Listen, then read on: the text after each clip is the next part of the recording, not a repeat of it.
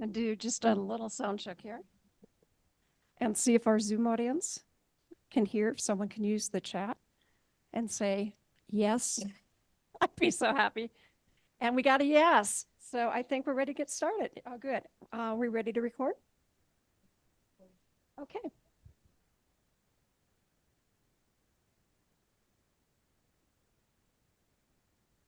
Hello. I'm Lori McLeod, Executive Director with the Partnership for Age-Friendly Communities, and welcome to tonight's event on skyrocketing housing prices, sponsored by the Affordable Housing Team of the League of Women Voters of Larimer County and the Partnership for Age-Friendly Communities in Larimer County. We are pleased to collaborate on this topic that is so important to all of our citizens in all of our communities. I'd like to offer a few words on the League of Women Voters and the Partnership for Age-Friendly Communities in Larimer County. The League of Women Voters of Larimer County is a nonpartisan political organization that encourages the informed and active participation of citizens in government, works to increase understanding of major public policy issues, and influences public policy through education and advocacy.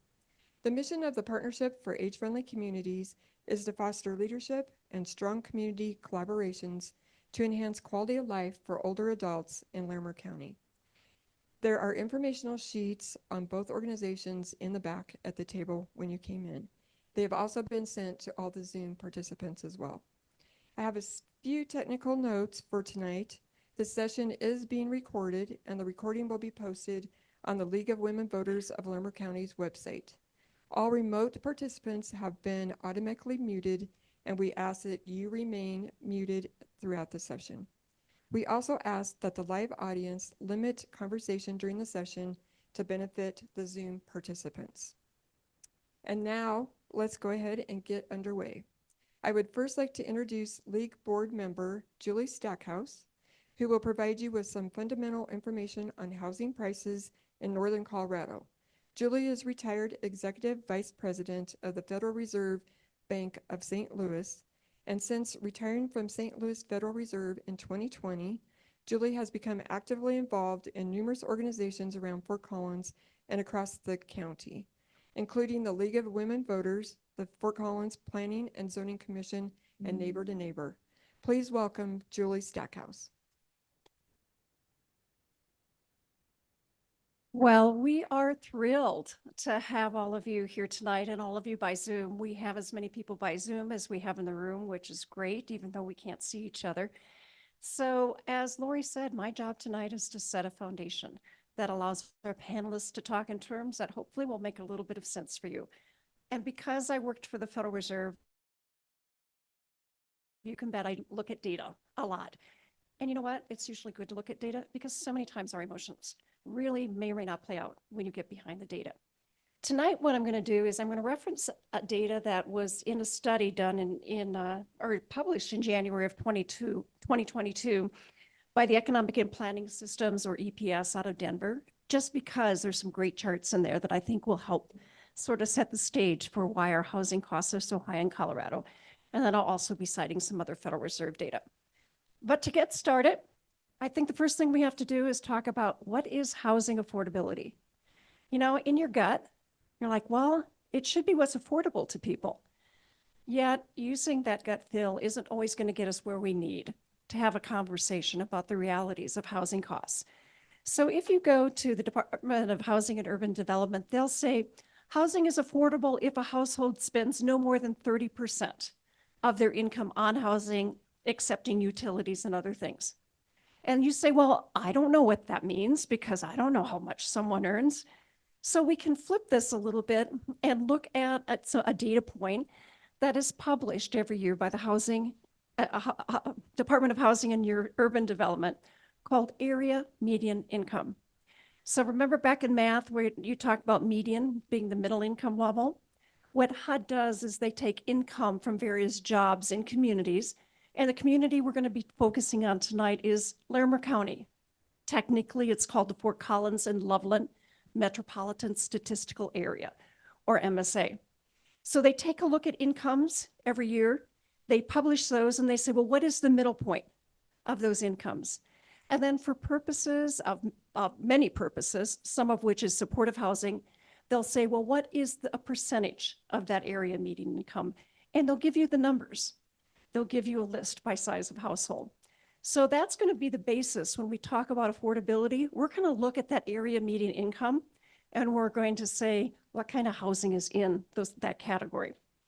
So I gave you a handout, and the hybrid or the virtual audience has the handout too, of different definitions of housing affordability.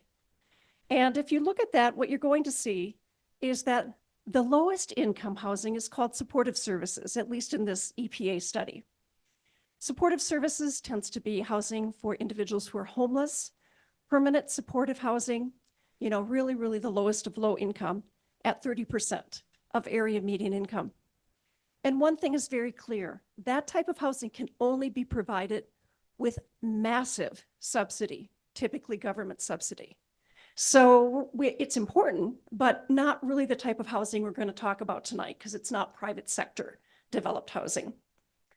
The next category, which is typically defined as 30 to 60% of area median income, is affordable housing. Now, isn't that interesting? Because you may say, well, that doesn't really seem like it might be affordable. But for our definition tonight, 30 to 60% of area median income will be affordable, is classified as affordable housing. Now, you'll be able to hear from a developer and a city planner and a nonprofit tonight, but by and large, you're going to see mostly rental housing in that category. You may see some deed restricted housing, but you're not going to see that traditional single family home that so many people have in their heart as the American dream. So again, that's the affordable housing category. The next category that we'll refer to is workforce housing. Boy, that's a tough one because now we're starting to say, well, workforce housing, isn't that the housing that CSU builds for its employees? And for purposes of the definition of the EPA study, it's a little different than that. It's defined as either 60 to 100% of area median income or 60 to 120% if you go to some other sources. But it's right there about area median income. And this will be the first category where you're going to see a lot of purchased housing, not rental housing, but purchased housing. And tonight we're going to talk about some of the real costs associated with that. What does it cost to produce that house? Why does it cost what it does? What can we do about it? I might also add here that as we look at these different housing levels, keep in mind that when you develop an affordable housing unit, it's going to cost the same price as a market rate housing unit. How you finance it will be different. Do you have a subsidy or don't you have a subsidy to be able to finance it? And finally, the last category we'll put out there is market rate housing. And so this is the housing that supports the market. But market rate housing is just willing buyer, willing seller, and what they're willing to pay. So let's go on to the next slide and get into some of the meat. So this slide is not as complicated as it probably seems when you look at it. It's called an index. And what it does is this data is for, again, the Fort Collins, Loveland MSA, or Larimer County. It's data that's drawn from the U.S. Federal Housing Administration. One of the things you'll find about housing is there's a gazillion data sources, but we're going to use FHA data on this particular graph. And it's drawn from a Federal Reserve database called Federal Reserve Economic Data. So if we go back to 1995 and we say that's our starting point, houses cost 100. And then we look at the increase in housing prices in our area over the successive years. Take a look at the slope of that line. It's astounding, particularly as you get to about, I'd say 2017, 2018. That's where housing prices start to skyrocket in this area. So why is that happening? Well, there are a lot of reasons why that contribute to skyrocketing housing prices, and you're going to hear about a lot of them today.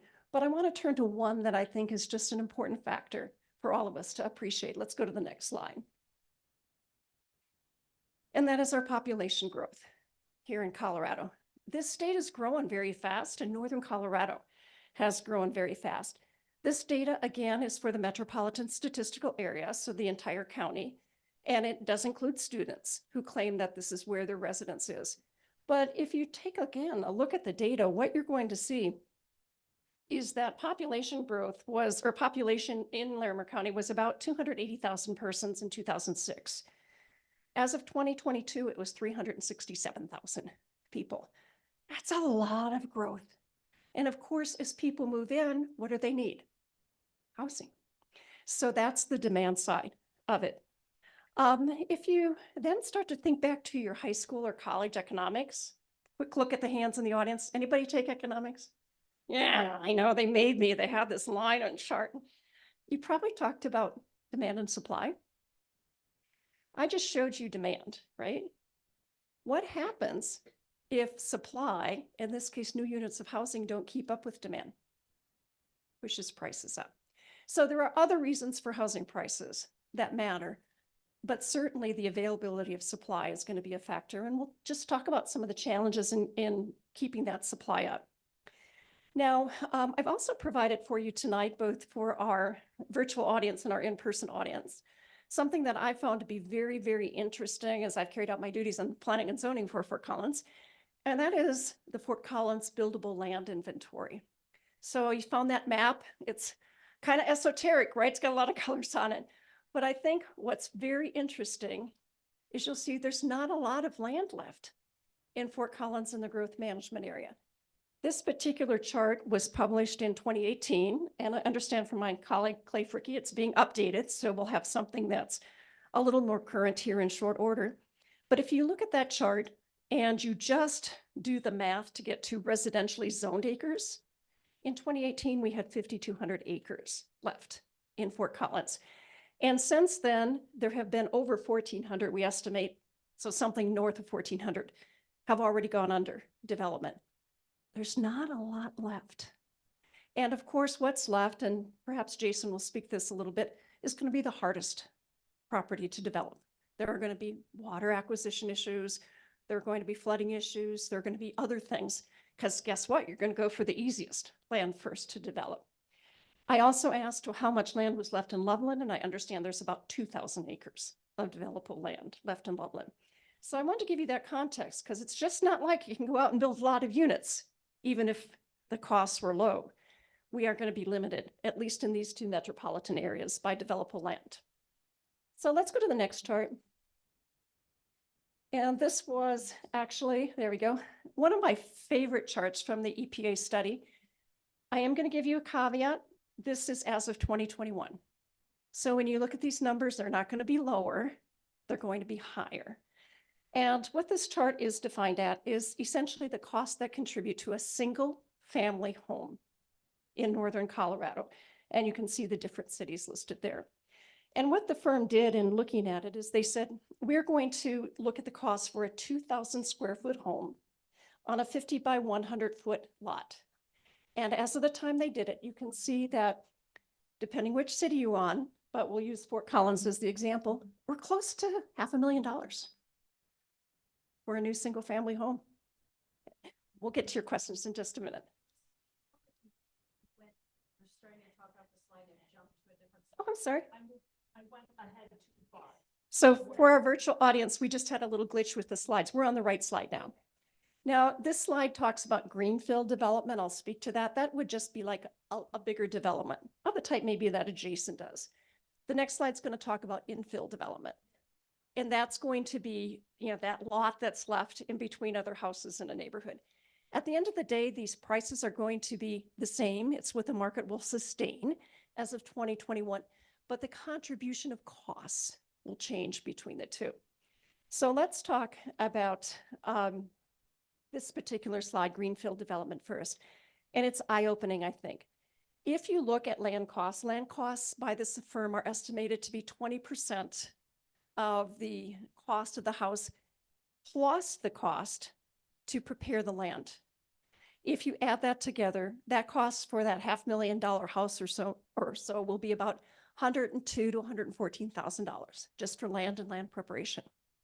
Haven't really put a stick up yet. That's land. Then there are the hard costs associated with building it. And this is the one I think that's interesting. This firm estimates a hard cost at $85 a square foot, or about $170,000 for this size unit. I think sometimes we think, well, it's all the labor and material. guess what? It's a whole lot of other things that add to these costs, and you'll hear more about that tonight. Then there are city development fees, and those vary across municipalities, but by and large, they run about $70,000 associated with the cost of the house. And that includes water. I'm sure you're going to hear about water tonight as one of the input costs. And then use taxes, impact fees, park, schools, fire, electric, and permit fees. So lots of fees in that category. And then there are other what are called soft costs. You don't actually see them in the house, but they add to the price. And those are estimated at 20% of the hard costs. And that's going to include your architecture, your engineering, your advertising, your legal fees, your general contractor, insurance, contingencies, all those things that go into the actual planning of the housing development. And finally, for the greenfield development, there are what are called development costs. Now, interestingly, the way they did this is a derived number. This isn't actually going out and saying, well, how do you add numbers together to get here? What they've said is the market will support this price of house. After you look at all the other costs, what's left? And that would include things such as the developer fees, the project administration, the cost of financing of the property, and profit. And I rather suspect Jason will talk a little bit tonight about cost of financing in the current rate environment. Some more to come on that. Takeaway, about $500,000 in 2021 to do that, dream of a single family home. Now let's go to the infill. And we'll just really quickly just say the cost is going to be about the same. The buckets will be different. Less associated with water, more associated with architectural and other fees. Because infill is hard too when you want to get that compatibility with the neighborhood. So we'll go on to the next slide and we'll talk about the impact. And this is a chart from the study done by EPS that has a lot of numbers on it. What I really want you to take away is if you look at that blue line, that's the income needed as of 2021 to support this house. Very few jobs produce the type of income that is needed, at least in our community. Now we can go into the definitions of these categories, but the important thing to take away is if you don't have the income to buy that $500,000 house, it's not going to be achievable, and you need an alternative to that house. So we'll talk about that tonight.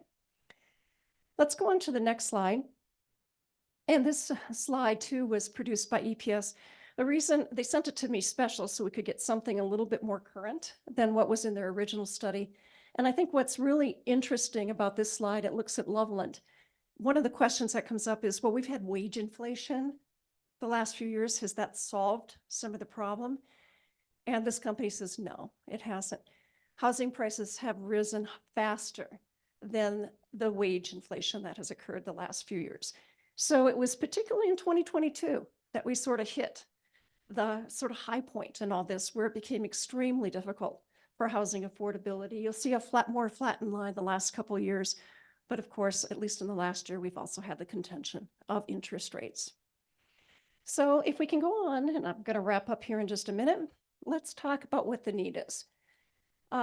Just this last week, one of my colleagues and I had a chance to talk to an economist at a think tank here in Colorado called the Common Sense Institute. I had never heard of them before, but I was really interested in talking with them because they do estimates of things like homelessness and housing needs in community. They tell me, and I believe them, that they're a nonpartisan organization, privately funded organization, and they set their own research agenda. Now, you may not care about that, but being from the Federal Reserve, I do care about that because there's way too much partisan research out there. So you really want to look for someone that is doing research for purposes of informing and not coming to an answer that they're being paid for. If you take a look at this chart, what they're estimating, and they only have this for Fort Collins, so I can't give it to you for the other cities, that for Fort Collins to have the supply of housing that is being demanded by its growth, it would need to produce approximately 1,600 to 2,200 units of housing per year through 2028. So I'm sure you're going to have some questions for these guys about, is that even possible to do? But I give you that because that closes the supply and demand equation.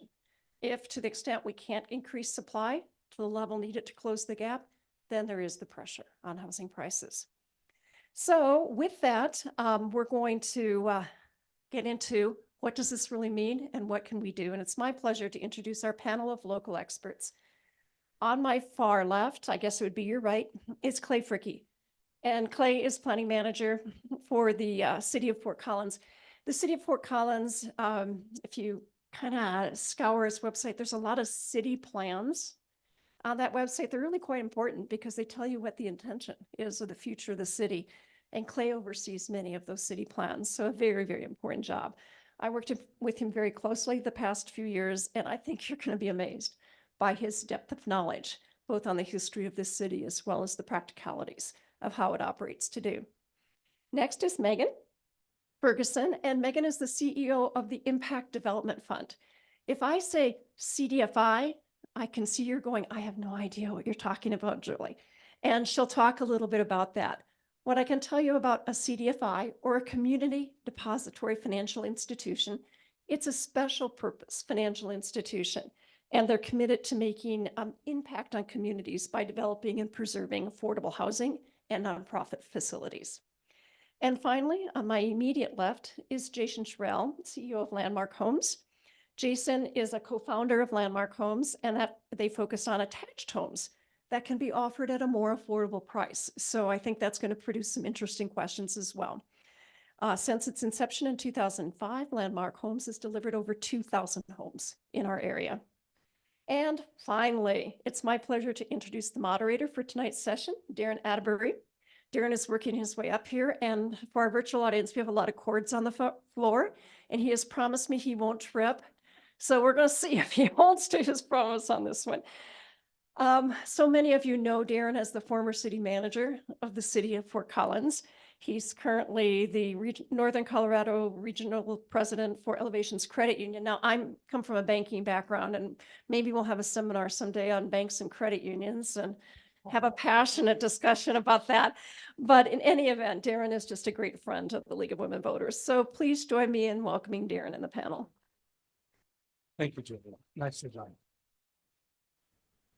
Okay, so I want to just pause and look around the room and just see all the folks that I've worked with before. And I have to tell you, I miss you all very much. My successor, Kelly DiMartino, is in the audience. So Kelly, I think you're a fabulous city manager and you're doing a great job. So I'm really, really excited about your work. So thank you. And to the league, thank you for hosting these courageous conversations. One we were in a couple months ago was around metro districts. These are hard conversations. I'll talk about that in a minute, but and I have been looking forward to this conversation. I know our panelists and the work that these folks do is amazing. And I just want to say I'm excited about it. You know, the three of these folks are not only thought leaders in this space, but they are practitioners. Just as an example, Julie said Jason's built over 2,000 units in Northern Colorado with his company. I know Clay has probably reviewed a lot more than 2,000 units, but we have thought leaders. We have people who are extremely competent on this panel that have done this, and I'll ask them in just a minute. Now that we know your bios, why is this important to you? Why? What gives you meaning in this space, and so forth. So we'll get to that. Let's also acknowledge that Julie has hinted at this, but we know this is a very complex topic, housing affordability and the dramatic crazy increases that we're seeing. And there's a lot of emotion around this topic as well. We know that there are people who are vehemently opposed to some of the stuff that we might be talking about tonight and emotionally attached to that. And some of you may even get hijacked by some of the things that you hear tonight. Some folks might completely resonate with the topic, and you know that we need to get through solutions. And so we'll just acknowledge that up front. I think also there are people in the room or in the community that say enough is enough. Let's get to it. Let's build a community that's equitable and that is attainable for everyone. And then I think maybe not in this audience, but maybe we have folks who say doesn't matter. It's the free market. What happens, happens, and just leave it as is.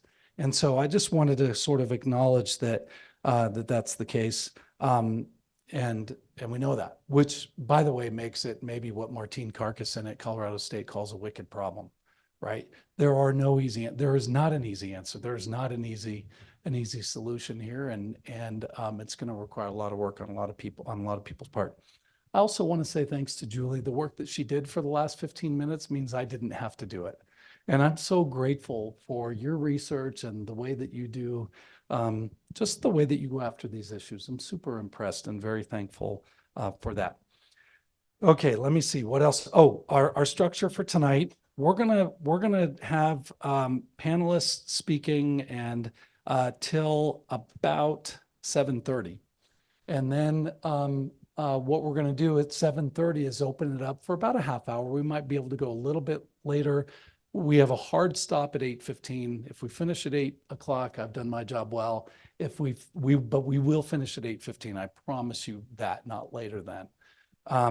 But that last half hour will really be for opportunities for you and folks who are online to ask questions. So I think that each of you, or many of you, have a note card.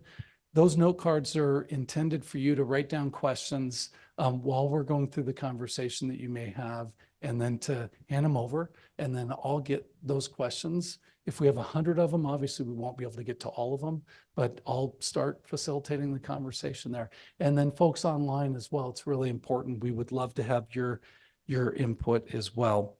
So let me see. All right. So with that, what I want to do is, and Jason, if we can just start with you.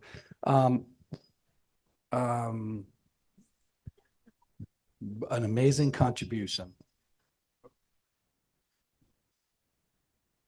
Well, why don't we do this?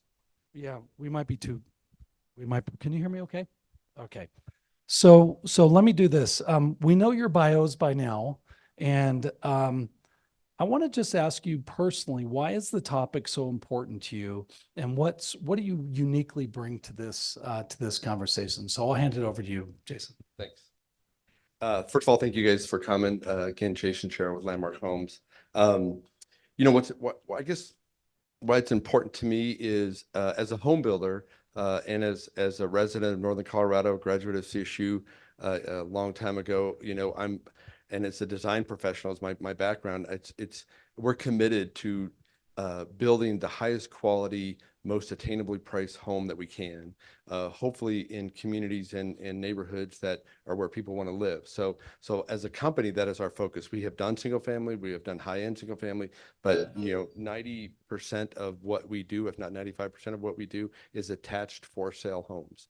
And we love that space, and we're really working hard to try to find the best strategies in the combination of all the things that we face, all the headwinds we face to deliver that product that becomes someone's dream home. Although it might not be a single family home, it might be something different, it might feel different, but hopefully we're able to add amenities and lifestyle that make the product desirable. So we're just kind of the private end of the spectrum here in this conversation, and we're looking forward to the questions that you guys might have.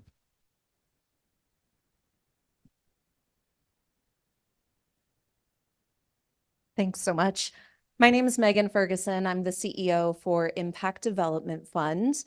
And as Julie mentioned earlier, we are a CDFI, or Community Development Financial Institution. And what that means, we're a nonprofit, or a 501c3, if you've heard the phrase. And that means that we get to operate in a little bit different space. We are a loan fund by nature. So I kind of get to wear two hats tonight. On the funding side, the mortgage side, the financing side of housing, and also as a builder ourselves. We saw a gap in the market from the single family home ownership perspective and said, let's see what we can do, right? We need lots of solutions. We need lots of options. There isn't one silver bullet to solving this issue. So let's see what we can do when we combine the development of housing with the in-house financing to pair with it. So that's the approach that I'll bring this evening, where it's a little bit different, a little bit smaller scale. But to really reinforce the work that we're doing on the financing side, we have financed over 15,000 units in our history and leveraged over $12 billion in support of affordable housing across the spectrum of what you saw on the definitions list. So while we'll focus on homeownership and the workforce housing definition tonight, know that the perspective really comes from an across the housing continuum mindset. As really quickly, as far as why this is passionate to me, I was born and raised in Fort Collins, also a CSU alum. My family, my husband and I, we fell into a reasonably priced market. When we got married, we were able to buy a home in Loveland. We were able to sell that home, move up into a different home when we had our family. Pure luck, pure timing, right? We were afforded with a set of circumstances that were nothing more than the time, the year that we were ready for that opportunity. There are so many households of all different combinations that cannot even think about that opportunity now. And so really why this is passionate to me is because I do truly and wholeheartedly believe that this is something that should be available for all in some way, shape, or form. So that's me. Hi, everybody. Clay Frickey, Planning Manager for the City of Fort Collins. And so the perspective I'm bringing this evening professionally is one of just extreme passion. So I worked on our comprehensive plan update and focused on housing and economy for those sections of city plan. I worked on both iterations of our housing strategic plan with one of my lovely colleagues sitting in the back, Sue Beck-Furcus. Hi. And a lot of the data that went into both of those plans is something that I worked on. And then on a personal level, I've experienced this myself. I moved here, about 10 years ago, with a graduate degree, had a well-paying job, thanks to the City of Fort Collins. I may or may not have been living in violation of U+2, full disclosure, for a period of time. But that's what it took to afford to live here. And I think that's the simple fact. And this is somebody coming with, again, a professional degree and working in a professional environment with a good wage. And the only reason I was able to afford to buy a home in Fort Collins is because I was lucky enough to have parents that could help me. And I'm very fortunate for that. But, my friends aren't in the same position. And a lot of people that I went to school with that have similar jobs that are in other places that are similarly expensive to live across the globe aren't that fortunate either. And so I think if we're really trying to live up to our ideals and goals of being an inclusive place that has a different variety of people in it, we really need to ask ourselves some really tough questions about who we want to be. And so really that's been a pretty strong focus of my work professionally as well, is trying to make sure that Fort Collins is a place that allows different types of people in different life stages to live and thrive here. And so I think that's some of the perspective that I'll be bringing to the panel this evening.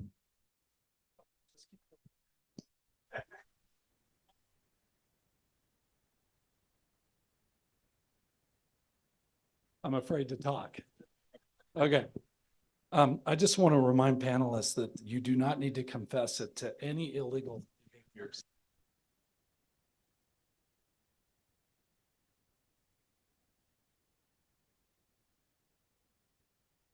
In fact, I would advise you not to do that at this point. For any of you, sorry about that, Jason. This is kind of crazy.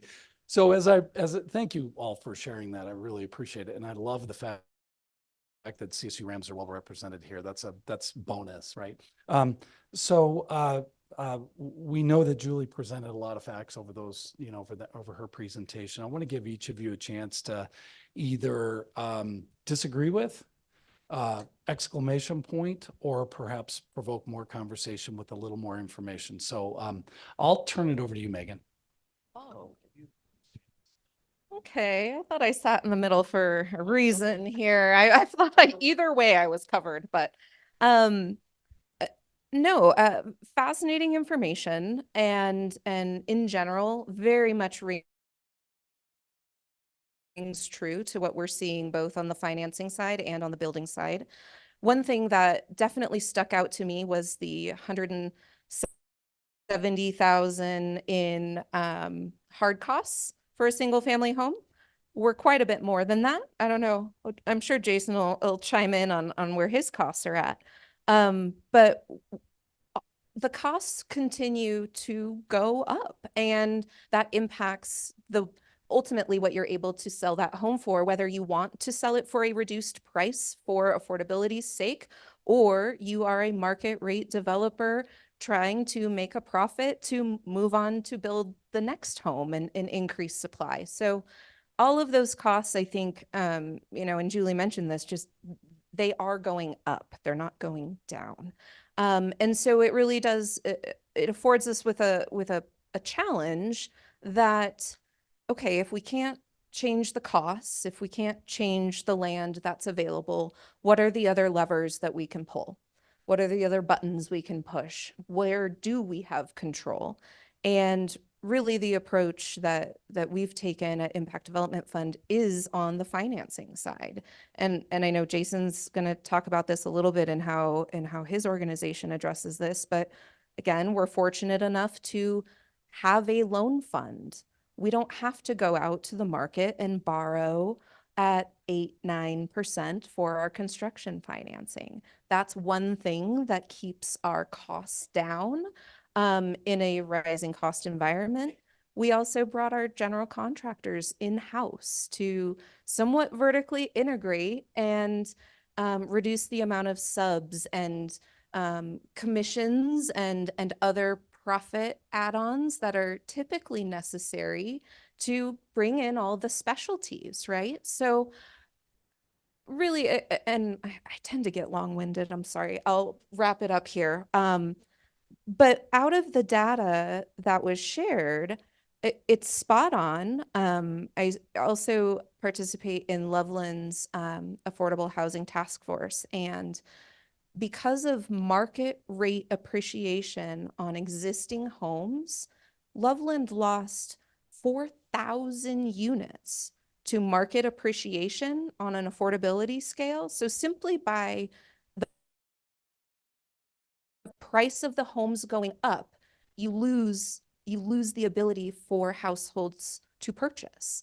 And so we see increase in, commuting and out migration. They still are working in Loveland, still working in Fort Collins, but they're, looking further and further away from their work center in order to live. So a couple of things there. Again, we can look at the financing side of it, right? How do we bring affordability back into the market, not by trying to change the home price, because that's, I don't know that any of us are that powerful. Darren? No? Okay, I'm just checking. Maybe I thought maybe you had a switch or something. Okay. But again, let's look at what we can control. How can we talk about down payment assistance? How can we talk about other financing resources at below market rates that can help bring down the cost on the financing side, right? So those are a couple of things I know we'll get into more later, but the information resonates, and it's definitely something that we're experiencing both on the finance, the money side, and on the build side.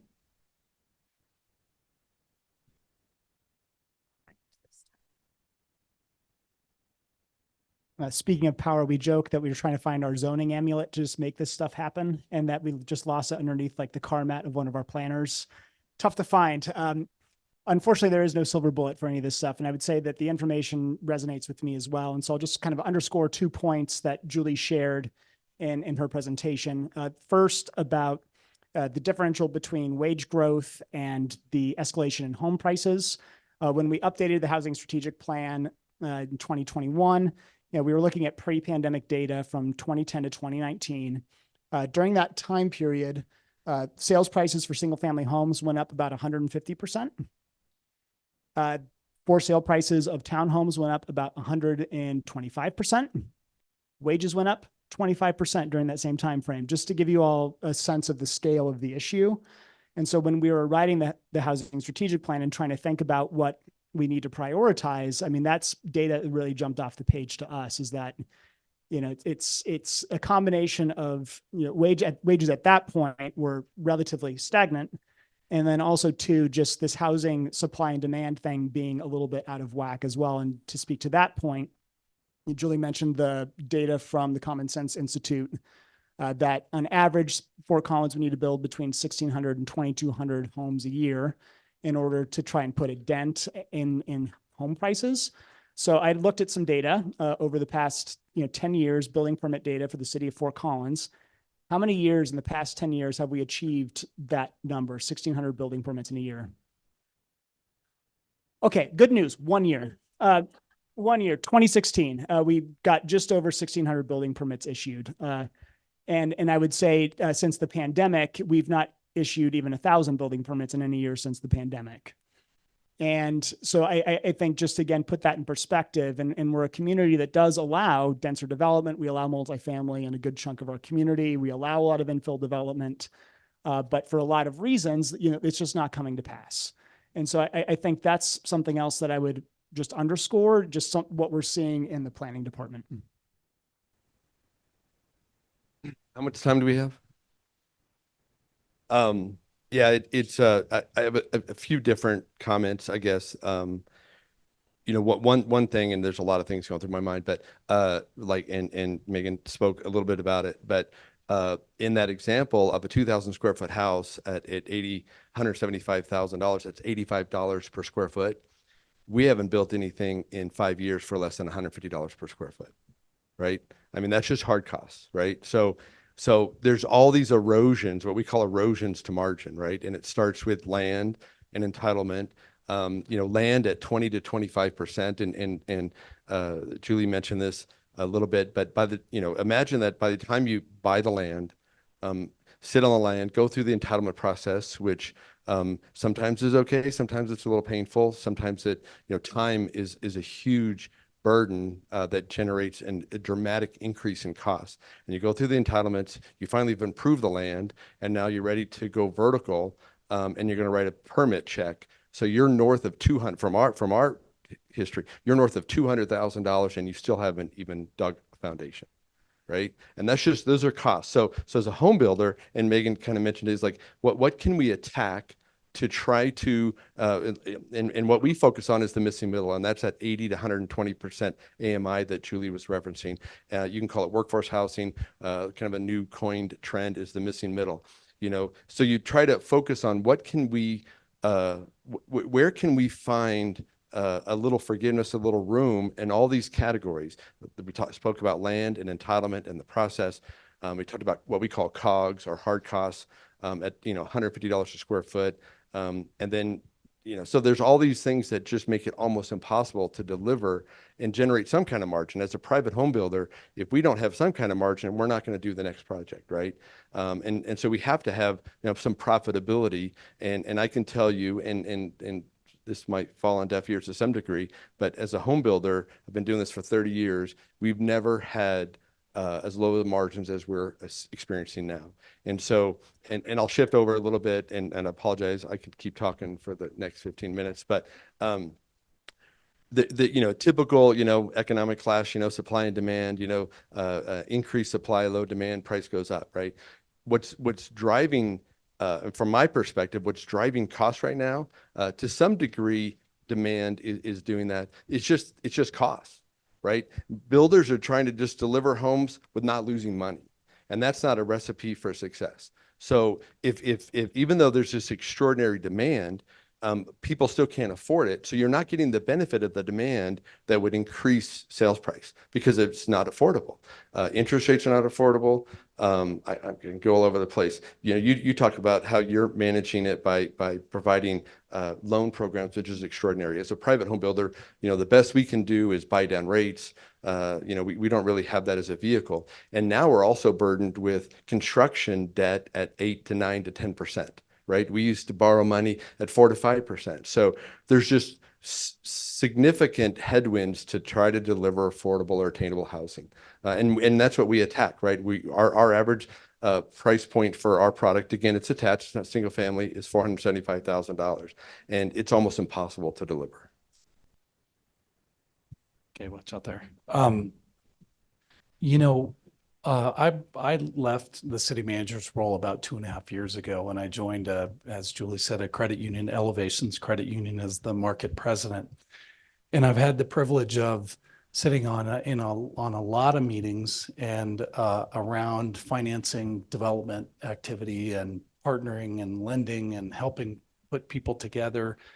And I want to just say, maybe to provoke thinking and this conversation, Jason, you prefaced a comment about thinning margins as maybe it might fall on deaf ears. I want to suggest that for community leaders, policy people, and community members, that fact shouldn't fall on deaf ears. And I'll tell you why I think that, and then I want to go to the next question. Clay, you and I have talked about this, and I know the city of Fort Collins has targets for number of affordable units that we'd like to see. So I'm going to ask you a question that you know in advance, and it's not a trick question, but how many affordable housing units has the city of Fort Collins built in, let's say, the last 25 years? Not helped, built, actually built the units. Zero. So the city does a really, really good job at affordable or at land banking and different policies. And I think I can attest for 25 years, we've been talking about this, but the answer to the question is the city of Fort Collins has never, ever, ever in the 27 years that I've been studying the city has never turned a key or built a unit and turned it over. And so to Jason's point about, I know it might fall on deaf ears. The fact is that the city and the community needs these folks that actually will build the units. And I just want to say, just to, again, provoke some conversations, those margins are so thin, and I have access to those margins. So if Fort Collins wants to, if it's a goal, and I could have this wrong, Sue and Clay, but if I remember 250, 300 units per year in perpetuity, just to keep up with status quo, we've got to have partners who are going to do that. And if it is an us versus them relationship with people like Jason and Megan, we're going to not accomplish our goals. And as I've been hanging out in the space for the last 2.5 years, what I realized, it feels to me like it's two ships passing in the night. And last week I facilitated a panel for BizWest, and there were about 100 plus developer builder types, realtors, real estate oriented people. And I asked the group, how many of you are not for profit? Not one person raised their hand. How many of you are, different categories? And I said, how many are here from local government? And there were 2 people. And what I'm seeing is that we have like-minded people talking to each other, not coming together. So I want to leave you with this impression, and I'd love to get your guys' thoughts about this. These 2 ships passing in the night, very well intentioned. I cannot say enough about Clay and the city of Fort Collins professionalism. And I'll tell you what, I can't say enough about this guy and the work that he's done in Northern Colorado over the last 30 plus years. So somehow we've got to figure out, if we have these targets of affordable community and an attainable community, we've got to, until the city starts building housing units, we've got to partner with folks. And Clay, my recommendation is you not get into that business because we have super experts in that space. So rapid round, Clay, I'm gonna turn over to you. What did that provoke in you, if anything? And I'll stop talking at this point. Yeah, thank you, Darren. And what it provoked in me is a couple of things. I think one, agreed on partnerships. That's really the key to making all this stuff happen. I think the other interesting backdrop to all of this is, I think, just the community conversation on growth and development in general, which is not a new conversation. The city of Fort Collins has been talking about issues related to growth for decades. And I think historically our attitude towards growth has been, how do we manage that growth? It's not saying no, it's not saying yes, it's how do we manage it to make sure that it fits in with our community and really contributes to what makes Fort Collins so special. And I think we're having a really contentious dialogue right now around some of these changes, but trying to provide some additional housing opportunities for people. And I think at the same time, we know that pressures for building housing on developers, as Jason was talking about, have never been higher. And so sitting between those two groups as the city is really difficult, is how can we partner with both neighborhoods and the development community to achieve these outcomes, and especially in such a contentious political environment. And so I think, that's the thought it provoked in me, Darren. It's how do we connect all of the dots, and really how do we talk about what makes Fort Collins special and build on that, and I think that's kind of what keeps me up at night. And so, that's what it bothered me. Mind if I speak to that? Just a quick thought, going to the ships passing in the night comment. As a loan fund, so speaking on the money side of things, as a CDFI, we have numerous contracts with banks. They are our largest investor. They support our organization with capital to go provide the loans and the financing that we do. We also have numerous contracts with state government, with municipal governments, counties, to help deploy their dollars. So context setting, there's a lot of collaboration and work together on the money side, right? So when we decided to build homes, and I'm kind of recognizing this contradiction in the moment here, and it's maybe not a popular opinion, but we went about it in saying, how do we do this without any of the municipal support or the state support? Now, that's typically what we need in order to hit the margins, to hit the affordability. But with some of those support resources come restrictions on the home. And what we realized, and this goes back to kind of why it's important to me, so it's a personal thing, not, I'm not speaking for the market or for the industry. This really set a precedent on our philosophy around what does single family home ownership look like.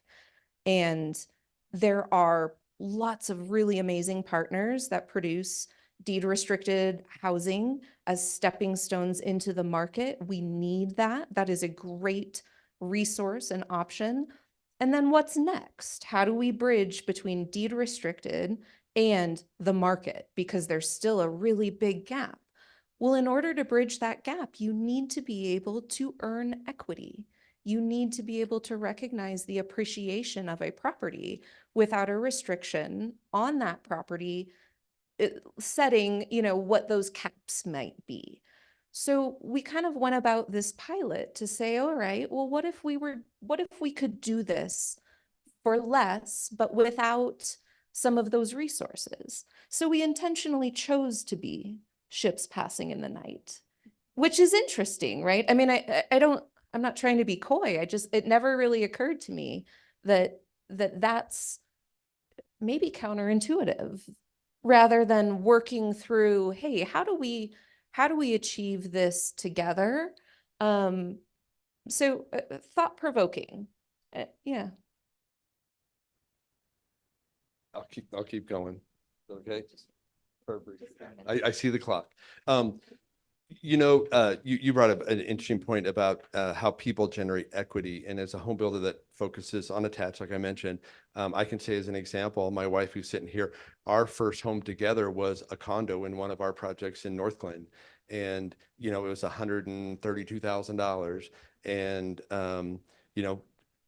some years later we sold it and we're able to buy our next home. And that situation doesn't really exist anymore. Condo development, as a condo developer, is hampered because of construction defect litigation. I don't want to get into a big political thing, but that in of itself is a significant barrier to production of affordable housing.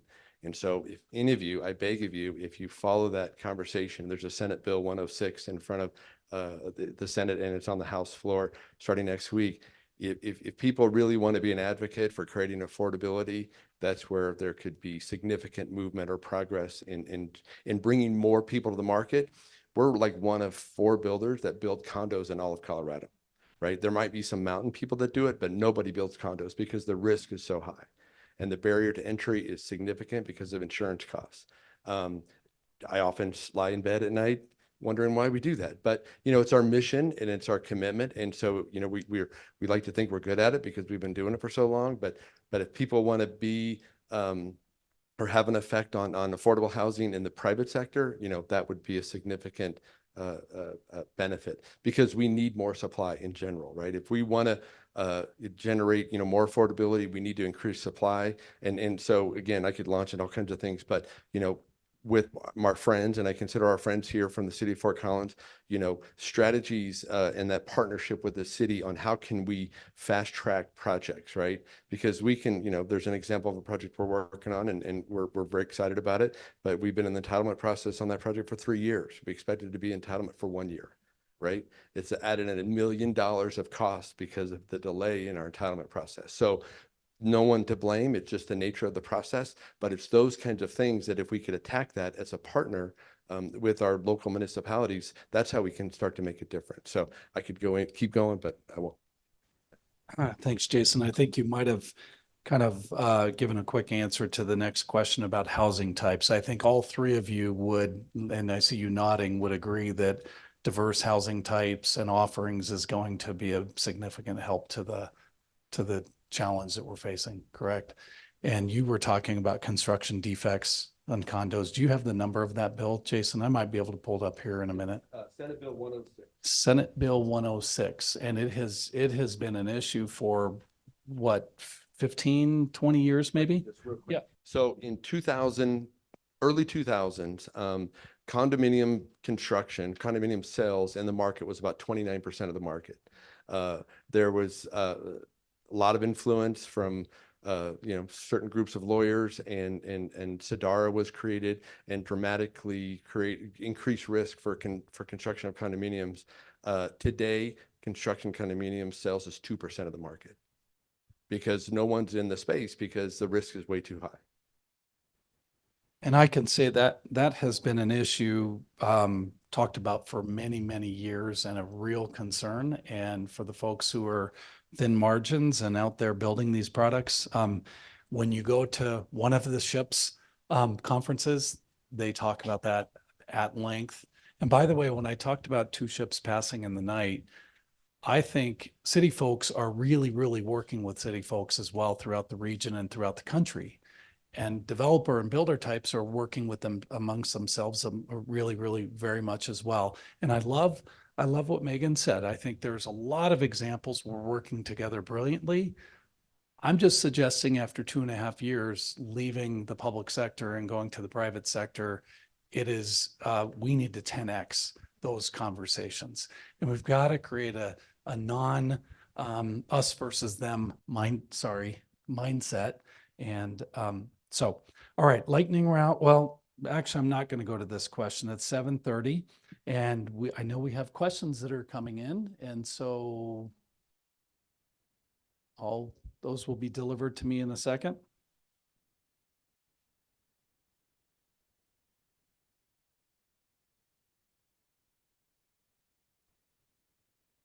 So I'm going to ask just maybe Clay, we'll start with you. The deed restrictions really help the lower incomes. Can't it have a percentage of equity as well? Oh, you need this. Yeah, so some deed restrictions on for sale products do allow for people that sell the home to collect some percentage of the equity. I mean, I think that's how Habitat for Humanity works and some community land trusts works. And yeah, and basically then in a community land trust model, a different organization owns the land. The person that purchases the home purchases the improvements, so the home on the land. And so that's what allows that particular house to stay affordable in perpetuity, is by owning the land underneath it. And essentially, yeah, there's equity share models with some of those deed restrictions. So yeah, there are some of those models that work, obviously needs to be calibrated carefully. So that way the underlying owner can retain enough of that equity to then retain it as an affordable housing unit long-term. And so you have to do a lot of work to make sure that that equity split makes sense and is, works financially long-term. But yeah, that is a model that we've seen. So we're not going to ask each of the three panels to speak to each question. Yeah, that's a great idea, Jason. Clay, I think this one's going to be you as well.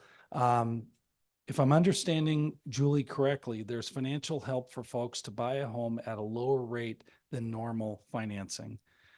Is that for new builds only? I think we're talking about public. Yeah, so if I'm understanding the question correctly, so when the city is allocating money to an affordable housing project, it's just for new projects. The answer is, yeah, sometimes we also too will sometimes also offer financial incentives for rehabilitation of existing units to where we'll get a deed restriction in return for helping funding the rehabilitation of those units. So there was a recent project at Horsetooth and Shields where Housing Catalyst, or local housing authority, purchased an old apartment building. The city provided funding from the federal government to rehabilitate those units. And in return, we got a deed restriction on those units to keep them affordable. So that's another way that those funding sources can work. I think that was the question, right? I can add just from a mortgage perspective, and maybe kind of going back to the down payment assistance type model.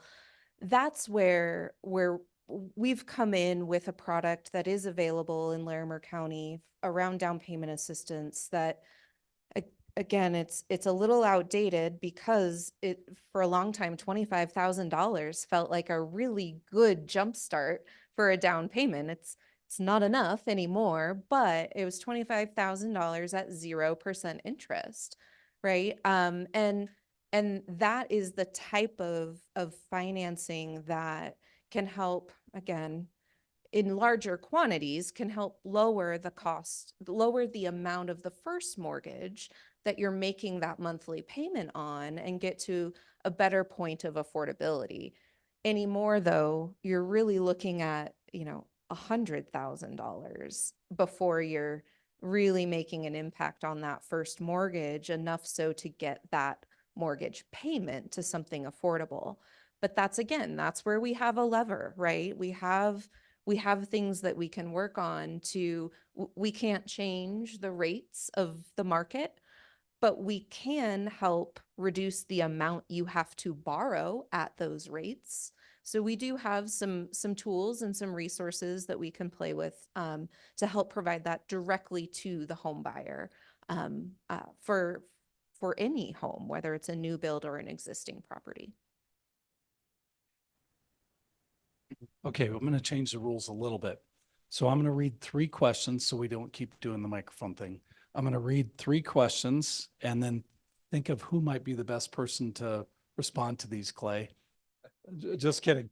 I mean, some of these are city policy but there are some macro level things that may not directly relate to you, Jason, but I think it'd be really good, or Megan, for folks to hear. So let me start with an easy one. Would tiny homes help with the housing problem? That's clearly Clay. And then if either of you want to add to that. The second one, which is a big question, can the federal government be part of the housing solution? I would say the answer is yes, right? We know that, and they have been. Or do we change the way, this is a great question, or do we change the way that we imagine was the American dream of a single family detached home? And then the third question is, please comment on private investors' impact on the market. What can be done to minimize price pressure from that sector? I heard in a CEO forum the day before yesterday of realtors that over 30% of the homes purchased last year were cash purchases.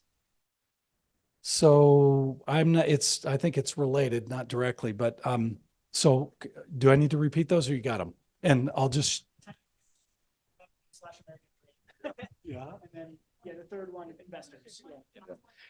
Let me, I think I got an answer for the tiny home. It's a condo and a townhome. So But that and it kind of pairs with the other question about what the new American dream is and good or bad. I mean, I think there are some that will always look for that single family with the playground in the backyard home, and that's fine. But as an advocate and a builder of attached homes, we believe that there's a lot of great opportunity for really high quality attached homes. But one thing that because of what we do, it affords us to be in locations that are close in. Right? We're not on the edge of town building condos. We're hopefully doing infills, building, home ownership opportunities that, yeah, it might not be a single family home. It's a tiny home that might be stacked or in a townhome. And it's hopefully where you already live, work, and play. And that's kind of what our goal is and how we attempt to attack that. I'm going to channel another former colleague in the audience, Ted Shepard, for the tiny homes comment.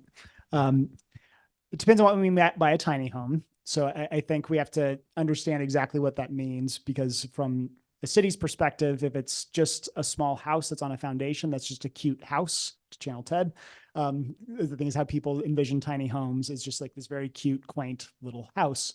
It's still a house. And so if it's connecting to sewer, electric, et cetera, it still pays the same fees as any other house.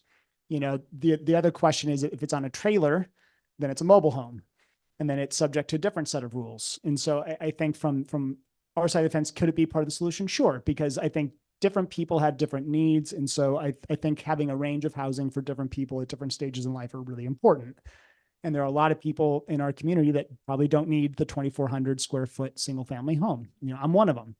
And there's lots of people like that. And so I think to talk about the second question about redefining the American dream, it's a huge question to answer in a panel like this. But I would say, I just think in general, I wonder if the way that we, redefine the American dream is just having the things that you need and being able to live life to the fullest. And that really doesn't have much to do with single family homes, but has more to do with feeling, welcomed and just the ability to be the best version of yourself.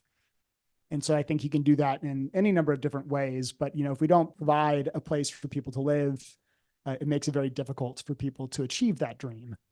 And so, I think that's maybe the connection there I'd make between housing and the American dream. And then the last question, refresh my memory. What was the federal? Yeah.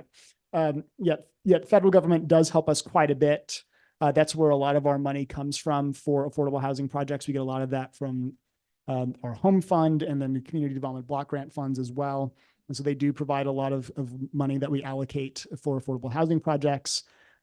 More money would be tremendously helpful. I think that's one of the biggest barriers to building actual deed restricted affordable housing is just there's not enough money for the amount of housing we need to build. And so certainly the federal government plays a huge role in that. I have an add-on. As again, lots of federal contracts for money that we administer, that typically will address the second bucket of the range of affordability.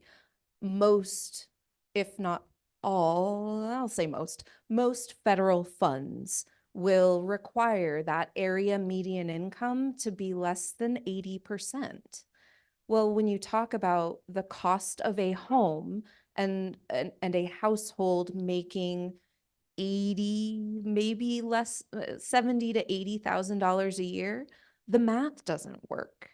It just doesn't. And so when you look at, yes, there's lots of federal funding that comes down through community development block grants or CDBG, home dollars, through HUD, through NeighborWorks, through the CDFI fund, Department of Treasury, lots of resources. And it's typically going to be tailored towards the multifamily affordable rentals, not home ownership. In some cases, yes, right? In some cases, in some models, it works well. Habitat does a lot with these resources. Tremendous organization that absolutely is providing a product that is necessary in our community. Same with Elevation Land Trust model in general, amazing. But when you start getting up into the 100 or 120% of area median income, that's your kind of two household wage earner they've now exceeded that 80% of AMI, and you have this cliff effect. Now there's no resource. And so we do have a gap in the federal dollars that could support these initiatives. And I think that's something that is starting to grow some legs. I mean, I think there's even State Division of Housing. They've done a lot to really look at what those area median income limits are for their money, going up to 100% or 120, even 160 in some rural or resort areas, right? So the needle's starting to move, but we certainly, we could always use more. I committed to you that we would be out of here by midnight, and we will do that. Sorry. All right, you guys, 3 questions. One is fun and innovative, and the other are pretty thought-provoking. One, would 3D printed houses make much of difference in housing costs? And about 8 years ago, I was in Austin, Texas, visiting a campus, and they were 3D printing there. And I know that there's 3D printed in Greeley and maybe in Fort Collins. So maybe if we could do lightning round on that one. And maybe Clay, this is for you. In the RUL rural land zone, the minimum requirement lot size for 1 unit is 10 acres. Should this be changed to allow density such as found in other zones in the city? I'm actually curious, and I'd like you to add urban estate lots in there as well. So, and then thirdly, and this is a big standalone question, what are your thoughts on HB 1313, which promotes density in transit-oriented communities? So all great questions. Sure. Yeah, I'll probably be the quickest. So I actually toured a 3D build project in Austin that Lennar is building, and super cool, high tech. Like, they had security guards. They wouldn't let you go in there because these machines and all this kind of stuff. It was very innovative, very cool, and very expensive. So, it might be a decade from now that 3D printed houses, it becomes affordable. And there's a program with Ames Community College in Greeley with a group that is moving there, which is pretty cool. But I think that's a long ways off. Remind it what the other. Oh, I can't do the land use code. Yeah, the TOD. So I'm all about the TOD again as a density builder. I mean, in any time that we can create policies, codes that allow medium to high density build on a fast track system will have a dramatic effect on affordability. Yeah, the 3D printed homes, I think just technology in general could certainly play a big role in reducing housing costs eventually. And I mean, another idea that's been around for a very long time is prefabricated homes. I mean, I think that can certainly play a role in reducing some of the construction costs by standardizing a lot of the components of building a home. And that's pretty common. And it's been around for, decades. So the Rossboro neighborhood, as an example, if anybody lives there, kind of off Horsetooth and Dunbar, those are all factory built homes. There's a factory on site that built all of those homes, and they were standardized. And so, there's a precedent here in Fort Collins, and a lot of those homes are still around today and doing great. And so I think that could be another thing that we could talk about a little bit. The RUL, the rural land zone, and then the urban estate zone. So those are 2 of our lower density zone districts in the community. The rural land zone is really kind of at the edges of our community and really close to our community separator between Fort Collins and Loveland. So one part of town where I have that zoning is basically off of like Trilby and Taft Hill, which is close to the Behavioral Health Center and all of that. And so the purpose of that is really to try and feather density out. And so that way we do have more of that rural feel towards our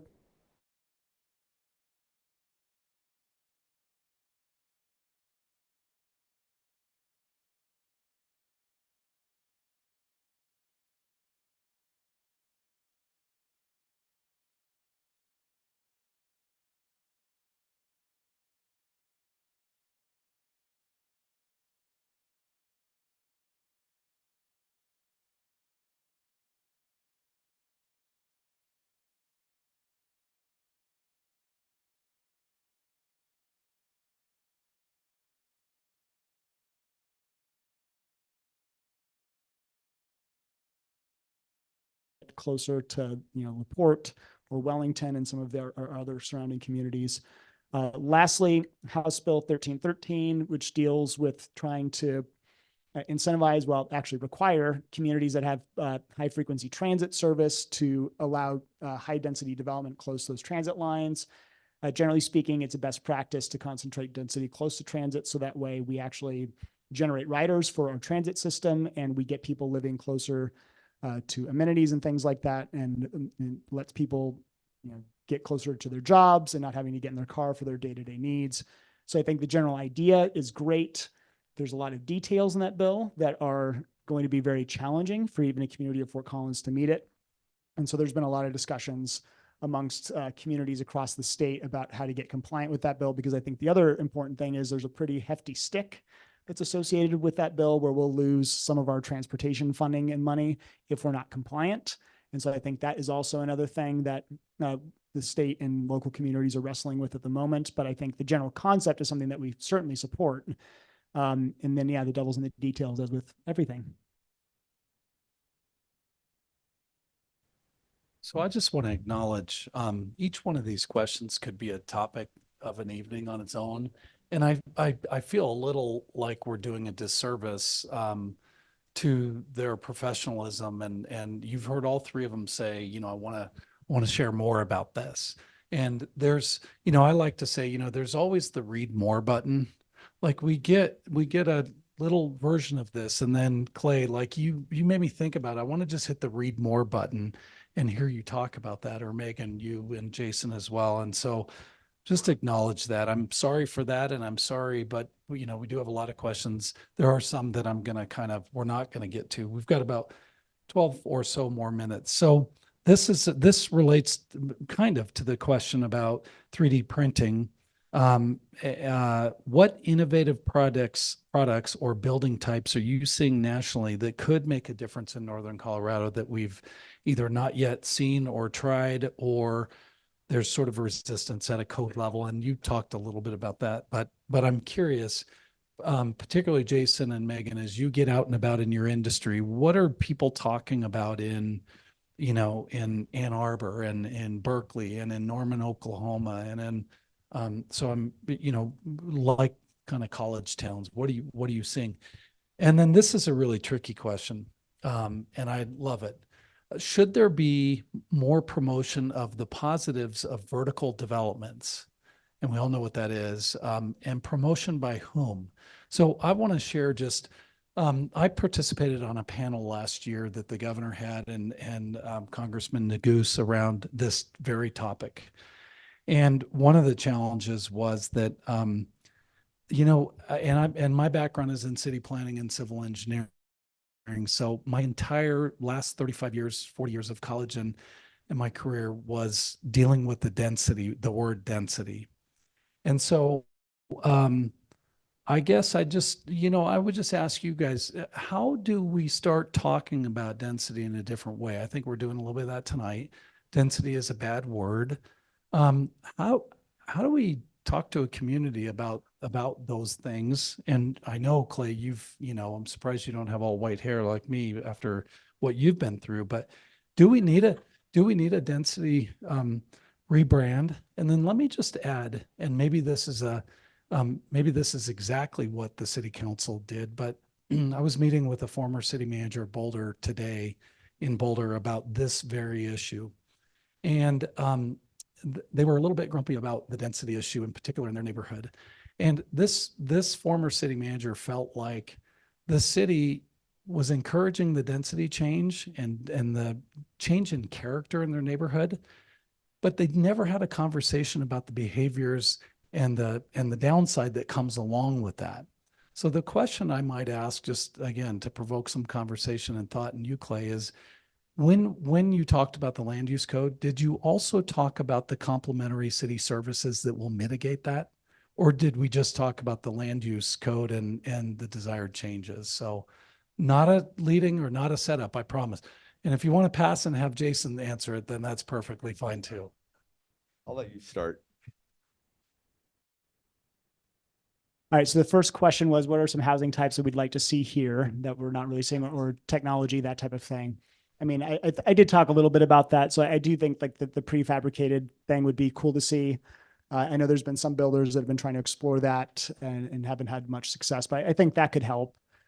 So the density thing, I could spend a very long time talking about and would love to talk about it a lot. So to keep it short and then to address Darren's question about how did we talk about that through our public engagement process. What I would say with respect to density is I do want to make sure that if people want a single family detached home in Fort Collins, they have a place for that. But I also want to make sure is that if people do want to live in a dense, walkable urban environment, that there's an opportunity to do that too. And I think that's partly why Fort Collins has the moniker of the choice city. And so when I think about a lot of this stuff, I actually think it's a very powerful thing to think about. You know, I want a community where people are able to make easy choices for their lives. Because right now people are having to make very difficult choices. Do I pay for housing? Do I pay for my kids' education? Do I pay for these medical bills? How do I pay for my car? Those are hard choices. I'd like people to make easy choices to be a part of our community. And density is a big part of that because we don't allow a lot of density in many parts of our community, which means that we're basically telling people there's not a place for you here. And what I would also too is just reflecting on just many places that I've been in the US, around the world, is density for me is wonderful. I mean, the ability to walk to a park, the ability to walk to a job, the ability to walk to a coffee shop is great. And a lot of the cities that make the world's most livable city lists and stuff like that are some of the densest places on the planet. And it doesn't mean that there's no access to nature. It doesn't mean, and also too, that you have no privacy. It means there's trade-offs though. And I think to get to Darren's point is when we've been talking about housing, we've been trying to frame it from this perspective of trade-offs.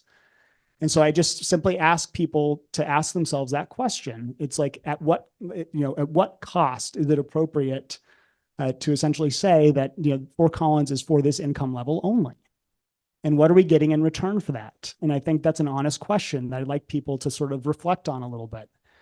And then when we've talked about density and housing and that type of thing through the land use code updates, yeah, I think we've tried to introduce some of those things about what's kind of what we get in return for density, or how do we mitigate some of the impacts. I think parking, noise are probably two of the biggest ones.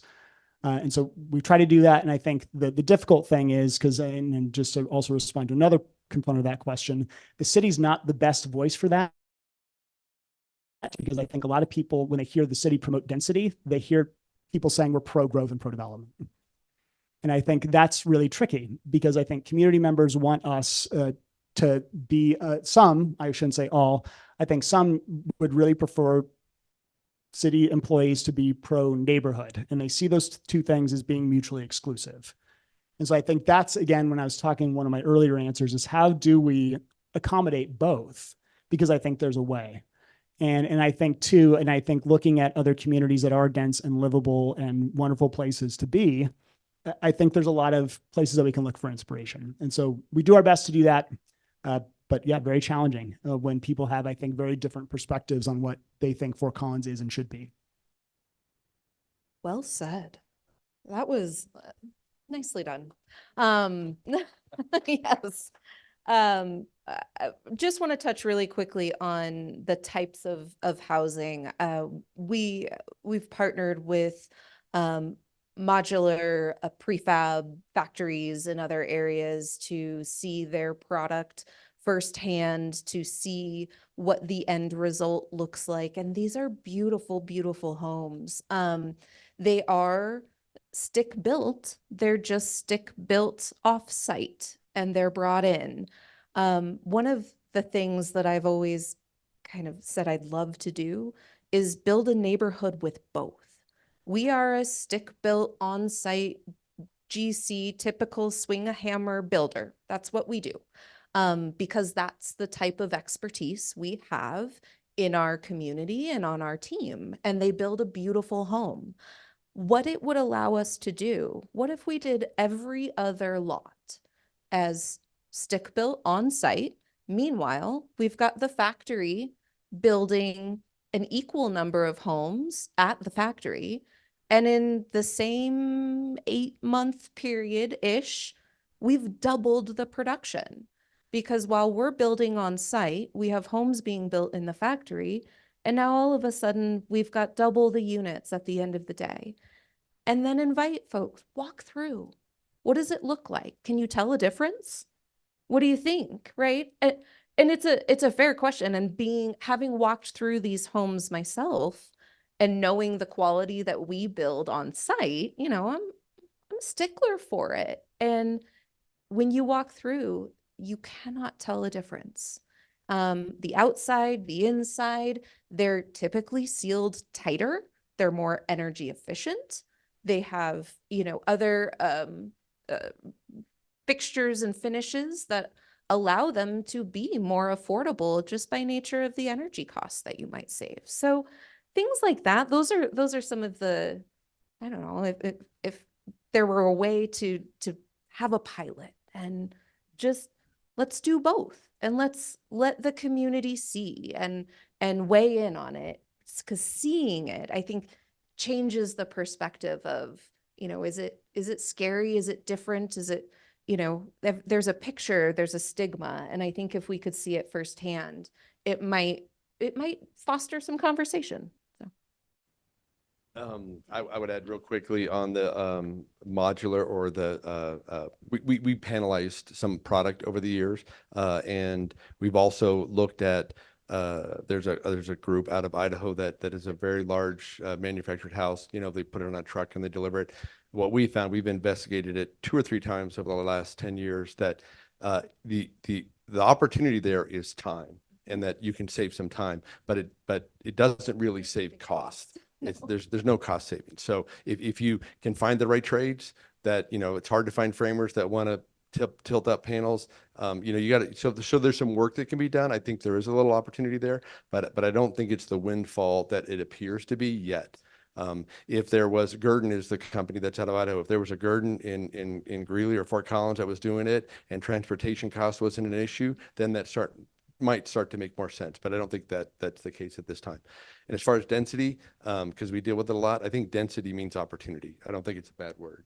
And I think people, are starting to warm to that idea. And Clay, you did such a great description of it, that, some of the best places my family and I like to travel are high density places, right? Because you can walk to places and you can live that kind of urban, even suburban urban lifestyle. And it's fun. And so that's I think how we can, that's a game changer, I think, for what could happen. Maybe it's just the college corridor, and maybe some other corridors, but density can really be done well, in my opinion. And I think it creates a lot of opportunity, creates homeownership opportunity for many that couldn't afford that single family house on the edge of town. And so just in general, because Clay did such a great job. I mean, and you talked about the ships kind of crossing in the night, and I think misinformation in general. It's like, density is not a bad word. I think it's an opportunity. Gosh, there's so much.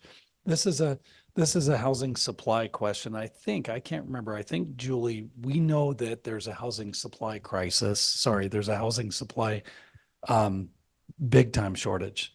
So curious about this. In Fort Collins, condos and townhomes can be short-term rentals. So short-term rentals may conflict with affordable housing. Do you agree with that? And how does our plan deal with that? So if a home is taken off the market for a short-term rental, which is, by the way, regulated, the numbers by the city, how does that, do you believe that affects the market, or has anything more than a nominal impact? Let me just add one thing on the delivery, because we have the project here in the north side of downtown, which we love, which Ted helped us on. So appreciate that. But I don't know where they came up with a comment about townhomes, condos being short-term rental, because we can't do short-term rentals and we're building condos. So that's kind of, I don't understand that question. Yeah, I think I can go in a little bit of detail there. So short-term rentals are allowed in a few spots in our community. Basically, the way that we drew up those regulations is where a hotel was allowed, you could do a short-term rental without the primary homeowner living there. And then in zone districts that allowed bed and breakfasts, you could have a short-term rental, but the homeowner had to be on site. So there's not many places in the community that allow that. And we have, I want to say 500, something like that, short-term rentals that are registered with the city, and you have to register with the city. We work with a third-party contractor that scours the internet and makes sure that everybody has a short-term rental license, and they have to have their license number and their listing and that type of thing. And we bust people all the time that are renting their houses out on those websites without getting that registration. And what I would say is that 500 number or something like that sounds like a lot. That's a fraction of a percent of our housing stock. So in terms of it influencing housing prices in Fort Collins, it doesn't really make a dent. Some communities in, like, for example, like Breckenridge or something like that, where, you know, over a third of their homes are on short-term rental websites, that's a different conversation. But here we have it, I would say, fairly well under control.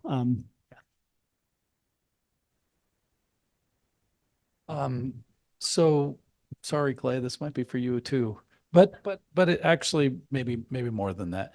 Why doesn't Fort Collins have 55 plus communities? Yeah. Do we prohibit 55 plus communities? No. We are building some. There are some built in the community. You have a neighbor that I think has one to the west of your site on Ziegler, if I recall correctly, Jason. But can you talk about that and how it relates to the market and what you're seeing? Yeah, we have done, we did a 60 plus community in Longmont, Hoover Place condos, which was a great success. So we love age restricted, but we also love age targeted. I think where we are tend to navigate is more age targeted. So kind of the fit and finish, the amenity package, it's very favorable to 60 plus or 55 plus, but age targeted means that it's kind of accommodating, but it's not necessarily limiting the rest of the market. Yep. To be brief, we have no prohibitions on age restricted communities. And so if somebody wants to propose one, have at it. Okay, so we're rounding the corner. We've got about 12 more minutes, and I'm going to ask, what questions do you wish were asked by me and people here tonight? What do you like? You know, this is your opportunity to really kind of talk about how do we solve this wicked problem? And all three of you have a ton of insight. So if you could take, maybe 2 or 3 minutes and just share off topic what's on your mind and how we've resolved this as a community and as a region. So who wants to start? Megan. Oh. Well, all right. Let's have a vote. No. Megan, I'm going to turn it over to you. Okay. I knew you.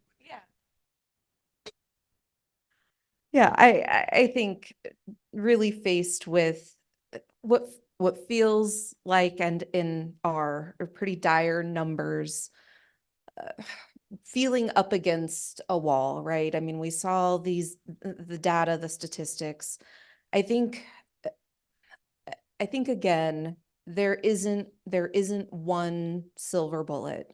It really is, Jason brings a product at a scale that we will never be able to bring, right? We might do 15 to 20 houses a year, right? We're a nonprofit, we're locally based. We build an incredible product, but we will never be able to bring 100 or anywhere close to these 16 to 2,000 units a year that are necessary to start to make headway. So we are one very, very small piece of the puzzle from an inventory perspective.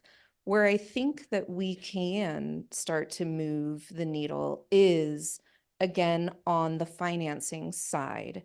We can't change the cost of housing, but there is housing stock. It's just not affordable. Well, we can start talking about, okay, what are the dollars necessary to make that market rate home affordable? Okay, well, now we're unlocking all of the existing housing inventory as a potential affordable solution. It's just on the back end. You're not You're not changing the value or the worth of the property. You're still buying a market rate home and you'll still sell it as a market rate home. But on your financing, if there were an opportunity to bring 50, 75, $100,000 a unit, and again, this is protected money. This doesn't go away. It's under a recapture provision is what it's a loan, right? It's just a really low cost loan.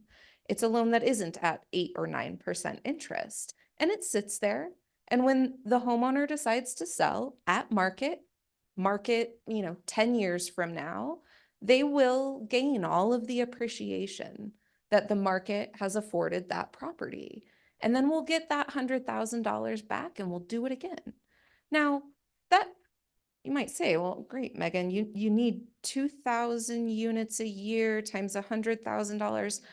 But imagine how much it's going to cost to build 2,000 units, right? That's more than $100,000. I mean, that's the lot without water. So again, we have a shortage, but when I hear things, like Loveland losing 4,000 units just simply because of the appreciation from the market. Well, we didn't lose the units. They didn't go away. They're just not affordable anymore. So and again, that's not the only solution either. It's just another one. So now you start to gain some momentum, right?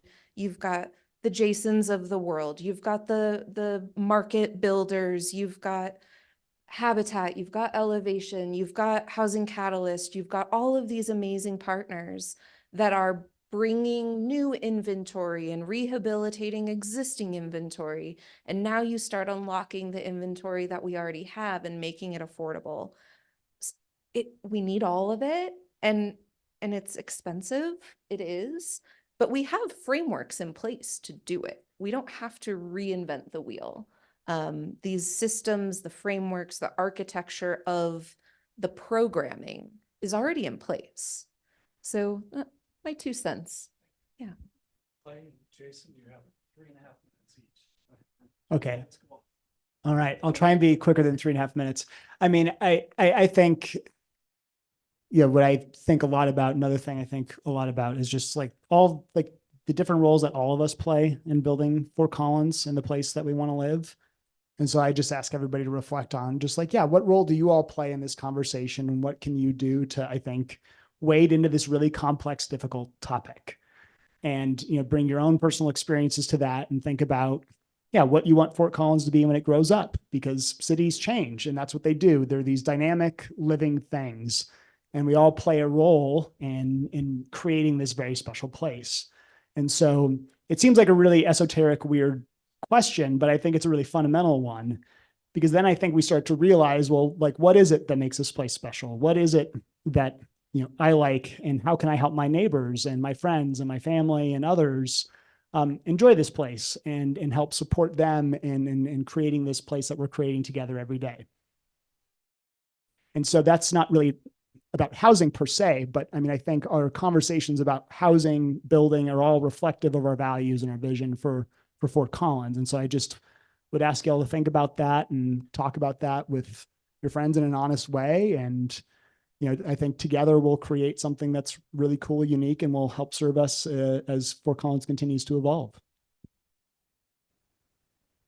Yeah, I'll just add that, we all, like Clay, you said, we all have a role. I mean, as a home builder, our challenge that we have to embrace, that we control to some degree, is, the land that we buy. How did we negotiate that purchase? I mean, did we get the best buy on the land, and then what we call COGS, or hard costs. I mean, we have to be very deliberate about, the design of the homes. Are we providing the style and the quality that we want, but also, being sensitive to, how much stone, how much this, how much that, because we got to start to be very careful about costs. And so what other things can we do to manage costs? So those are things as a stakeholder in the process that we control, and we have to do the very best at. And then what I would ask is that the others that are in this room and in positions that allow them the opportunity is, think about the decisions they're making, the policies that they're debating, are those things going to increase costs, or are they going to help us manage costs, right? So, because there's some things that go on in every municipality, and it's not just municipalities, it's capital markets, that dramatically affect the affordability of homes. So, everybody has the opportunity, not everybody, but people have the opportunity to make a difference. And when that opportunity is in front of you and that choice is to be made, be very aware, is this adding costs to the process, or is this saving costs to the process? You make me think about what's the quote, unintended consequences of well-intended people. And I think as I've reflected on my first career, we had such great intentions on so many things. And sometimes the cumulative impact of those, and Jason, you and I have talked about conflicting plans. We have well-intentioned plans, but sometimes plans are put in place and they're in conflict. And I think that's really important. So I would just say thank you all for giving us your evening and allowing us to be able to share this sort of stuff. I want to say thank you to the panelists. As I told you before, I think they're extremely competent subject matter experts. I think also courageous, and I'm really, really grateful to each of you for that, just speaking about a tricky topic. And I applaud the Partnership for Age-Friendly Communities and League of Women Voters for having the conversation. I don't have permission to say this, but if I were you, I would offline reach out to these folks, but they didn't give me permission to say that. So you might want to ask, but it's a big privilege to come back to the Senior Center and moderate this. So I'll turn it over to Julie. Thank you so much. What a great plan. Yeah, let's give them a round of applause. Our virtual audience as well. I hope you're doing the same. So I'm going to ask a favor of everyone, both in the room and our virtual audience. We're going to send you a survey probably tomorrow. And please, it will only take a few minutes. Please fill it out for us. And part of it because you'll give us some feedback on what do you want to hear more about. This was probably the hardest topic we've tackled because there's not a single solution.